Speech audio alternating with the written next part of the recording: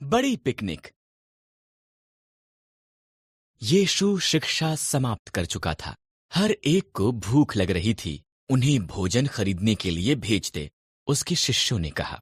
पर यीशु लोगों को दिखाना चाहता था कि वो परमेश्वर पर भरोसा कर सकते थे।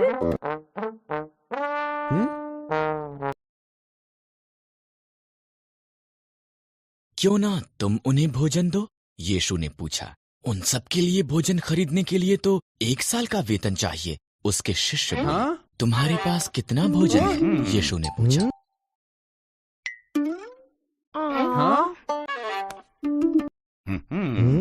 यहाँ पर एक लड़का है, अंद्रियास ने कहा, जिसके पास 5 रोटी और 2 मछलियां हैं। यीशु मुस्कुराया। काफी है, लोगों को कहो कि घास पर बैठ जाएं। इस तरह लोग सब तरफ पहाड़ के पास बैठ गए। यीशु ने रोटी और मछली के लिए धन्यवाद किया। तब उसने सबको देने के लिए उन रोटियों को तोड़कर शिष्यों को दिया।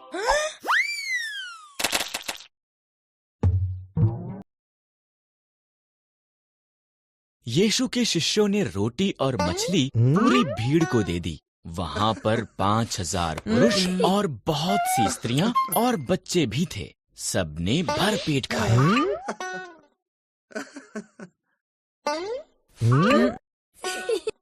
इसके बाद शिष्यों ने बचे हुए टुकड़े इकट्ठा किए। केवल 5 रोटी और 2 मछलियों से 12 टोकरी भर गई थीं। लोग जानते थे कि वो उनकी देखरेख के लिए परमेश्वर पर भरोसा कर सकते थे। गधा और राजा। ये फसह का समय था। यरूशलेम लोगों से भरा हुआ था। जब यीशु जैतून के पहाड़ पर पहुंचा, एक पहाड़ी जिससे यरूशलेम दिखता है, उसने उसके 2 शिष्यों को एक गधा ढूंढने के लिए कहा। उन्होंने गधा ढूंढा और उस पर अपने कपड़े डाले। यीशु ने बाइबल की उस आयत को पूरा करते गधे पर सवारी की जो ये कहती है, हे यरूशलेम, देख तेरा राजा गधे पर बैठा आता है। यीशु गधे पर चढ़कर यरूशलेम की तरफ गया। बहुत से लोगों ने उसके चमत्कारों को याद किया और उसके साथ शामिल हो गए। उन्होंने उसका आदर करने के लिए उसके आगे आगे सड़क पर खजूर की डालियां और कपड़े बिछाए।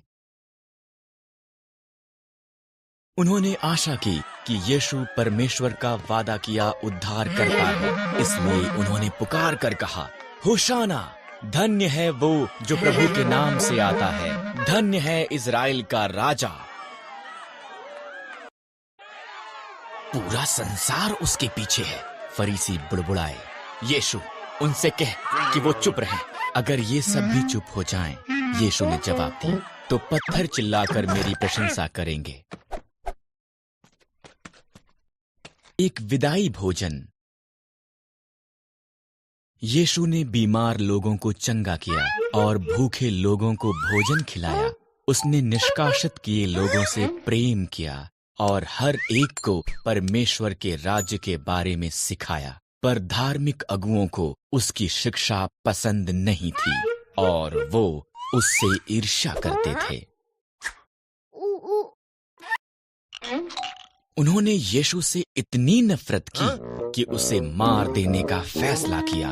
उन्होंने यीशु को पकड़वाने के लिए उसके शिष्य यहूदा को 30 चांदी के सिक्के दिए।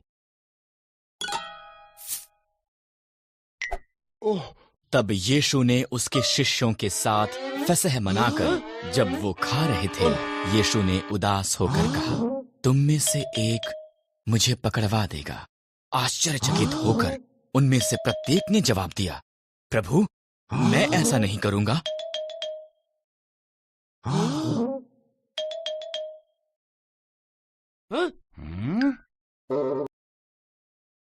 ये सत्य है, यीशु ने कहा। यहां पर खाते तुम में से एक मुझे पकड़वा देगा। प्रभु, ये मैं नहीं, यहूदा ने कहा। तू इसे जानता है, यीशु ने जवाब दिया। जा, इसे शीघ्र कर।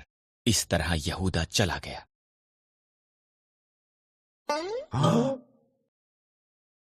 यीशु ने रोटी ली और इसके लिए परमेश्वर को धन्यवाद करके उसने इसे तोड़ा, उसके शिष्यों को ये दी और कहा, जब तुम इसे खाओ तो मुझे याद करो, ये तुम्हारे लिए दिया गया मेरा शरीर है। तब यीशु ने, जब वो खा चुके, यीशु और उसके शिष्यों ने एक साथ एक भजन गाया। तब वो प्रार्थना के लिए गतसमनी की तरफ चल पड़े। बाग में उनके एक साथ खाना खाने के बाद यीशु ने उसके शिष्यों से कहा, आज रात तुम मुझे त्याग दोगे? मैं नहीं, पतरस ने साहस से कहा। यीशु, मैं तुझे कभी नहीं छोड़ूंगा। यीशु ने आह भरी। सुबह को मुर्गों के बांग देने से पहले तुम 3 बार कहोगे कि तुम मुझे नहीं जानते हो। मैं ऐसा करने से पहले मर जाऊंगा, पतरस ने कहा।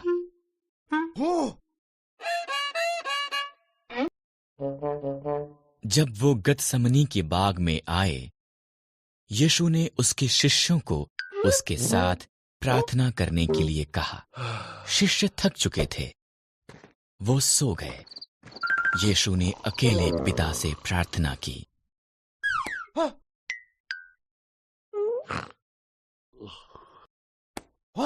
यीशु जानता था कि उसके दुश्मन उसे मार देना चाहते थे। वो ये भी जानता था कि मरना उसके लिए परमेश्वर की योजना थी। मुझे कोई और मार्ग दिखा, उसने प्रार्थना की। नहीं। अचानक एक ज्योति चमकी। यहां पर चिल्लाहट थी और सब लोग उठ गए। एक क्रोधित भीड़ धार्मिक अगुओं के द्वारा भेजी हुई आई। यहूदा ने यह दिखाने के लिए कि किस व्यक्ति को पकड़ना है, यीशु का चुंबन लिया।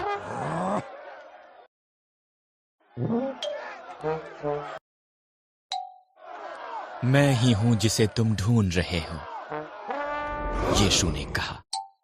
जब उसने ये कहा, वो पीछे हटे और जमीन पर गिर पड़े।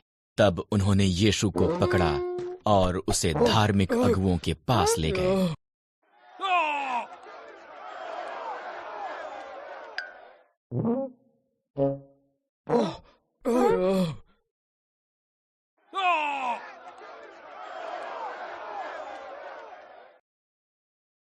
ज्यादातर यीशु के शिष्य भाग गए, पर पतरस पीछे पीछे गया।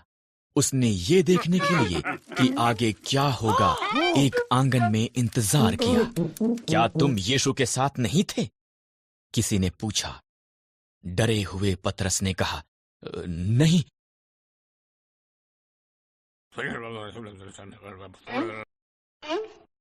दो और लोगों ने भी यही बात पूछी। तुम गलत हो, पतरस ने कहा। मैं तो यीशु को जानता भी नहीं हूं। पतरस ने यीशु का 3 बार इनकार किया। जब उसने मुर्गे की बांग को सुना, वो बुरी तरह रोया।